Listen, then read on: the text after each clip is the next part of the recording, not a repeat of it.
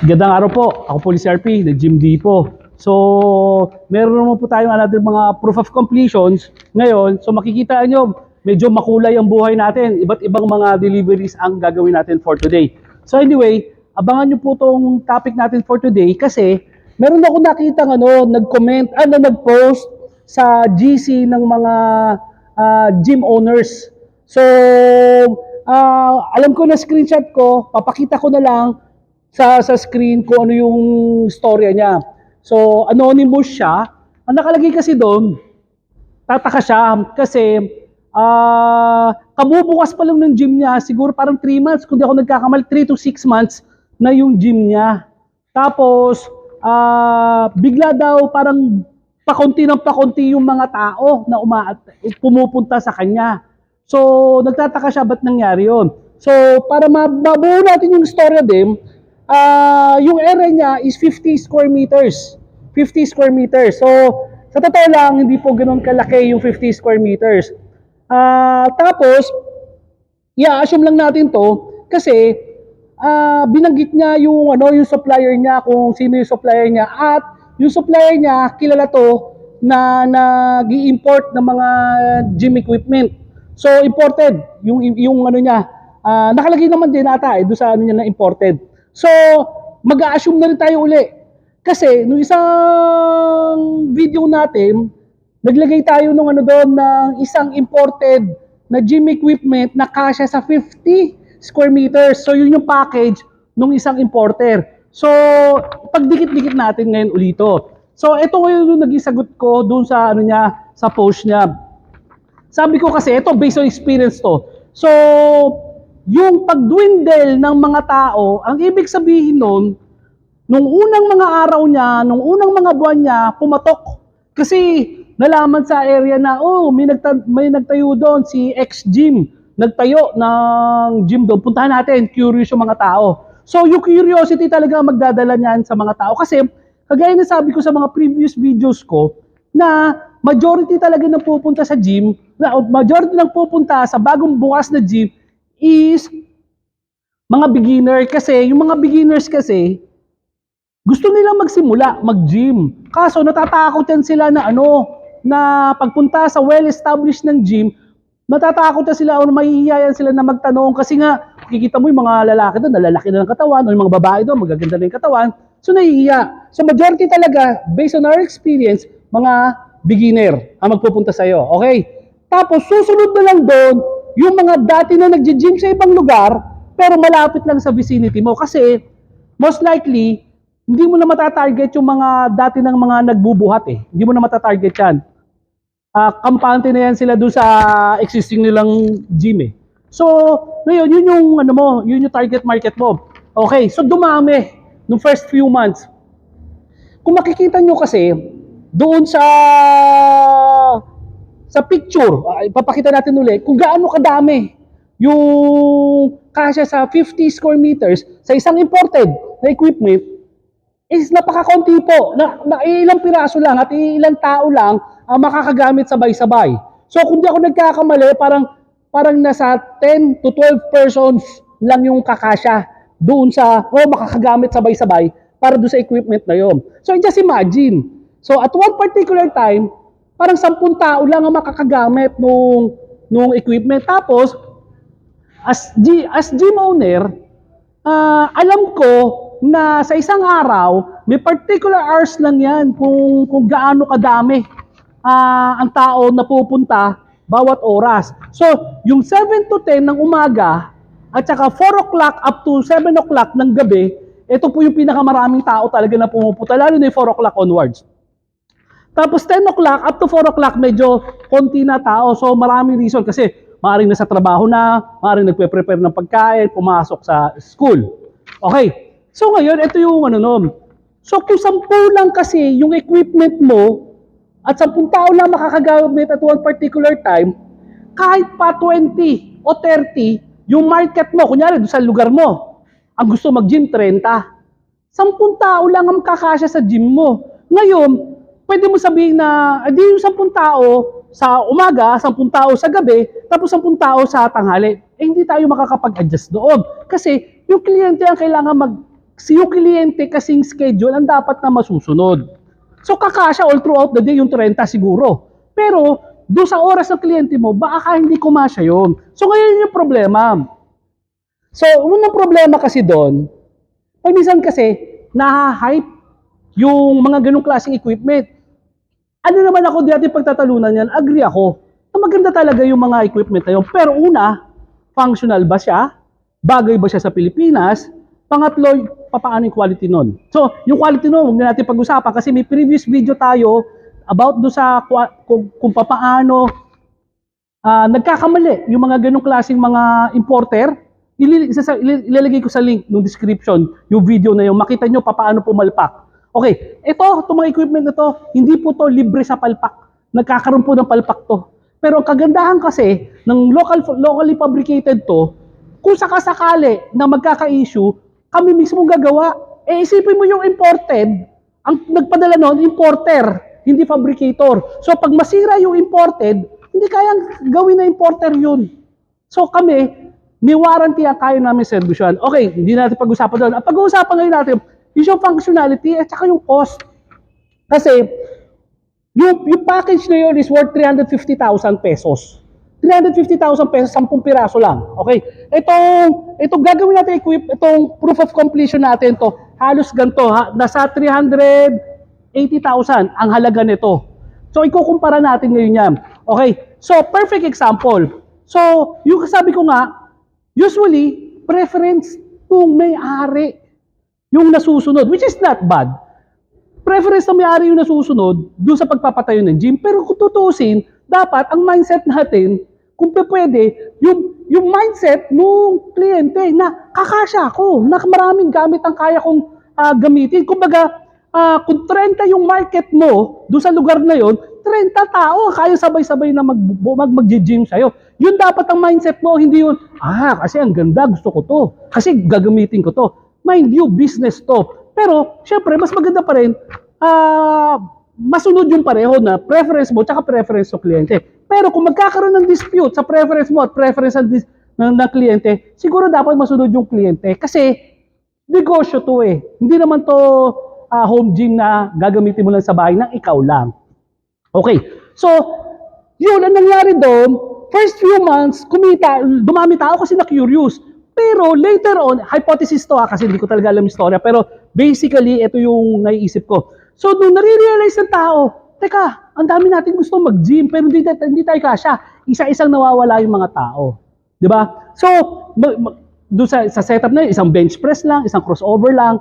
So, mag-aagawan yung tao. Lalo na ngayon, na ang panahon na ang mga tao nagwo-workout na base sa time. May mga tao na may time frame sa kada isang set, sa kada isang pahinga.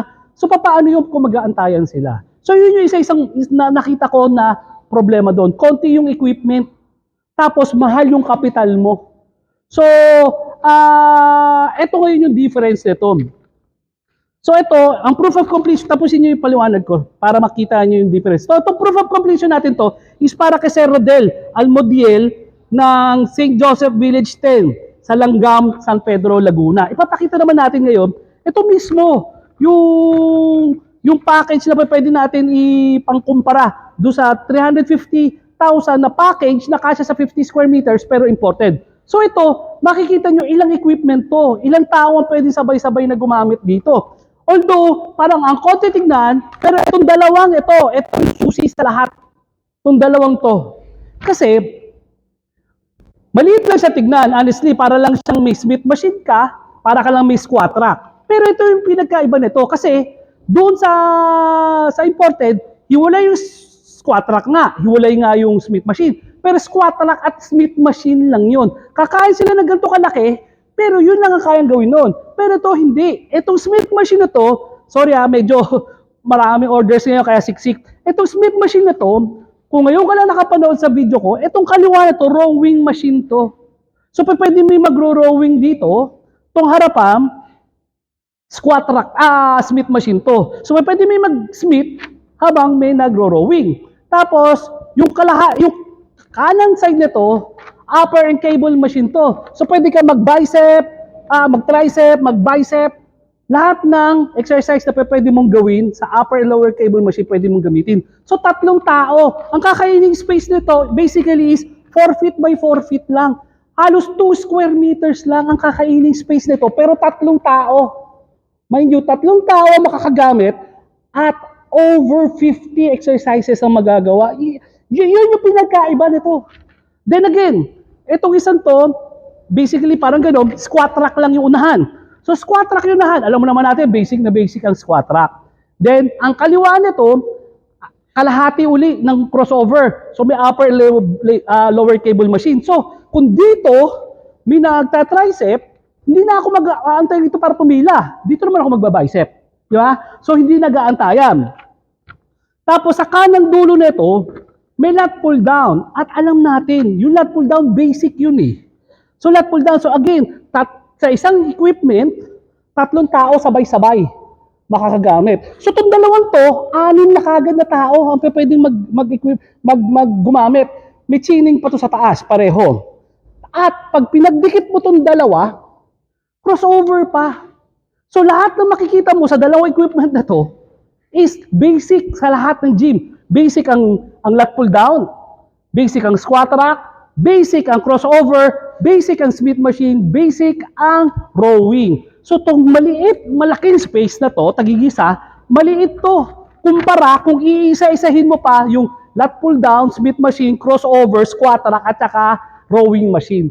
Maliit lang nakakainin ito, maliit ang footprint nito. So, ito yung susi doon sa maliit na space. Kasi, alam ko yung pakiramdam. Kung napapanood nyo yung Gym Republic ko ngayon, 1,200 square meters na gym yon. Pero, hindi na ako ganun kalaki noon.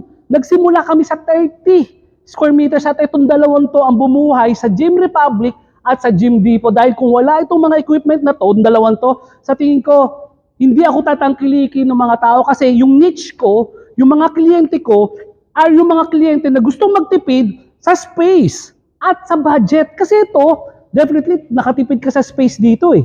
Pero nakatipid ka rin dito sa budget kasi makakatipid ka nito between 30 to 40,000 pesos.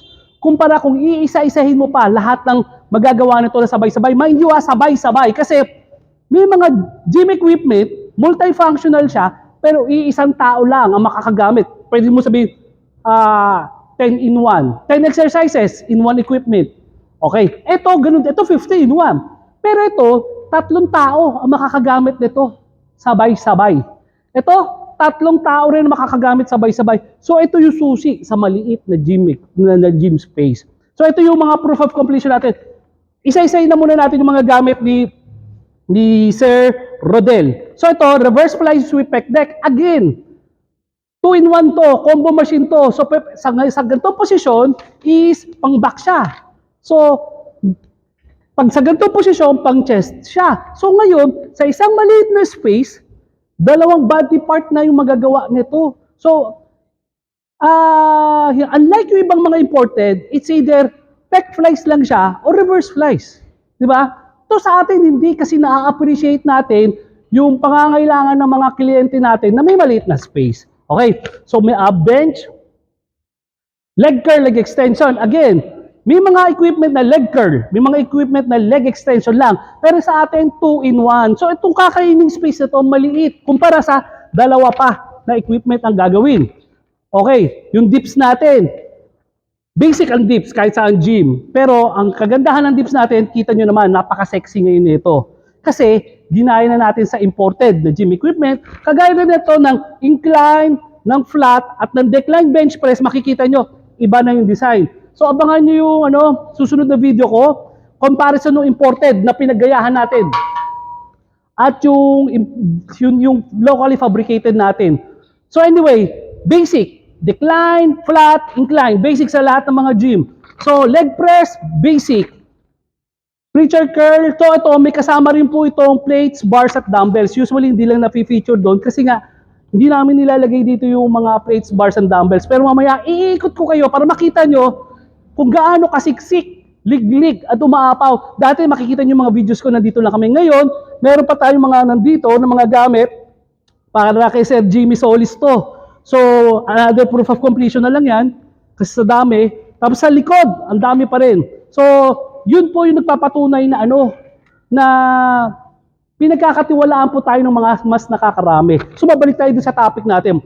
So ito, ang kwento naman ni Sir Rodel, mas malaki yung space niya. Parang nasa 100 square meters mahigit, kung di ako nagkakamali. So ito yung tinuro naman natin sa kala, which is another advantage na wala sa iba.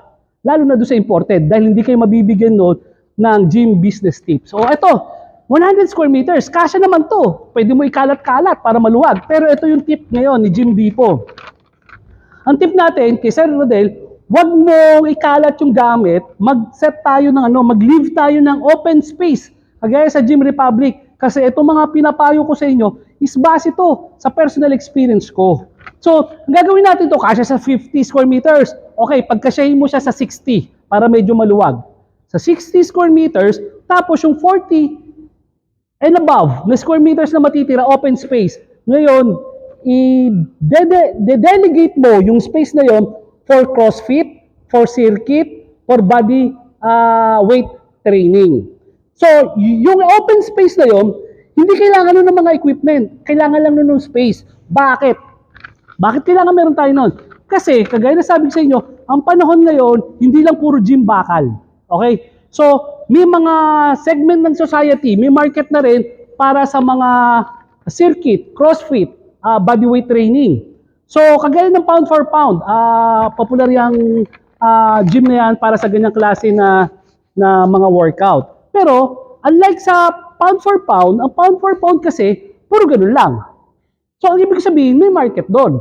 Pero, hindi sila ganito kadami yung gym bakal mo. Pero what if, kung meron ka ng kliyente na makukuha para sa mga CrossFit circuit training mo, at meron ka rin makukuha dito sa gym bakal mo.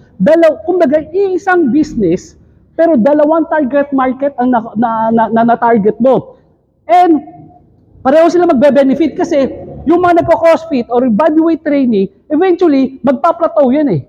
Kailangan niyang gumamit ng gym equipment din and vice versa. So yun yung kagandahan. Ito yung sinasabi ko na advantage nyo sa Gym Depot na wala sa iba. Kasi kami, mapapakinabangan nyo kami sa pagbibigay ng gym business advice. Kasi yung quality gym equipment, lahat ng existing na gym equipment fabricator ngayon na matagal na, I assume, lahat sila quality naman eh. Pare-pareho naman yan eh. Kasi nagtagal kayo eh. Pero ang pinagkaiba, kami, hindi kami naging madamot sa pagbibigay ng advice. At yung advice na natatanggap nyo sa akin, galing yon sa mismong experience ko kung paano ko napalaki yung 30 square meters ko na gym into 1,200 square meters na gym. And wait, there's more. Abangan nyo, promise, in the few months na darating, magbubukas tayo ng isa pang warehouse gym sa Tarlac. Abangan nyo po yun. So, to close, yun yung pinagkaiba. Biro mo ito, 380,000 inaabot tong equipment net na to, plus komparado sa imported na 350 square meter na pang-package sa 350, ito napakaraming tao. So ito, kung 20 ka tao ang makakagamit ito sabay-sabay, yun yung advantage mo. Dahil yung 350,000 mo, kumpara sa 350,000 nito, mas maraming tao po ang ma-occupy nito. Hindi pala naipakita to. Yung T-Bar. So meron pa tayo sa unahan na T-Bar. So isipin mo, sa parehong pahalaga, 350, 350, dito, mas madami. Pagpalagay mo 20. Samantala sa kabila, 10. So, tingin mo, sino mas kikita ka agad doon? Lalo na kung umuupa ka. Baka hindi kaya ng upa mo, yung 10 tao lang na i-cater mo. At bottom line, kung pareho mang kumita yan, dalawang business na yan, imported at saka locally fabricated, ang pinakamalaking diferensya niyan, itong locally fabricated, mas mabilis mo mababawi ang puhunan mo. Yung return of investment, yan ang sukatan ng success rate ng isang business. So, mas mabilis mong makukuha ang puhunan mo, ibig sabihin mo mas successful ka. Kasi, kung aabutin ka ng, kunyari, 2 taon sa imported gym equipment para mabawi mo ang puhunan mo at dito 1 taon, ibig sabihin, taon-taon, pwede ka magbukas ng gym mo. Samantalang sa kabila, every 2 years ka magbubukas kung iipunin mo lahat yung puhunan mo pag nabawi mo. So, na-imagine nyo, in 10 years time, ito, 5 na. 10 gym na ang naitayo na ito. In 10 years time, taon-taon, 10 gym. Samantalang sa kabila, 5 gym lang. Magkano kinikita no? Magkano kinikita nito, di ba? So yun yung kahalagahan. And I hope sana mas ma-appreciate ng mga kliyente, ng mga nagka-canvas, ng mga prospective clients natin, yung ma-offer natin. Kasi kagaya na sabi ko sa inyo, granting na pare-pareho ng quality gym equipment talaga ang mga ibibigay ng mga fabricator sa Pilipinas. So mas imported. Pero kung papasok ka sa gym business, hindi lang gym equipment ang priority mo. Ang priority mo pa, paano kikita yung gym business mo. At yun ang concern namin dito sa Gym Depot. Ang Gym Depot, hindi lang po nagde-deliver na quality gym equipment, nagde-deliver din kami ng gym business advice na wala sa iba. Ako po, Liz RP, ng Gym Depot. Maraming salamat po.